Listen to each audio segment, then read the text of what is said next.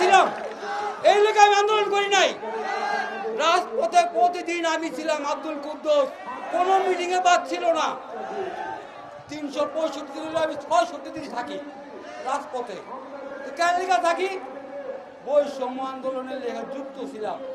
এখন বৈষম্য দেখে আমার উপরে গেছে, বৈষম্যটা আমার উপরে গেছে, একটু বেশি হয়েছে। পেঁয়াজ কিনতাম 80 টাকা, হয়ে গেল 40 টাকা। আরে ভাই কি, আমি একটা পারিশা চালাই, আমি কোনোদিন করি নাই অটো বন্ধ, আমি অটোর পক্ষে।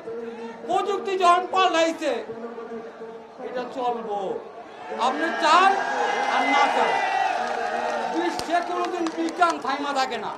এই গণঅভ্যুত্থান আমার শ্রমিকের রক্তের উপর দিয়ে হয়েছে। আমাদের 24 জন রিকশা ভাই শ্রমিক শহীদ হয়েছেন।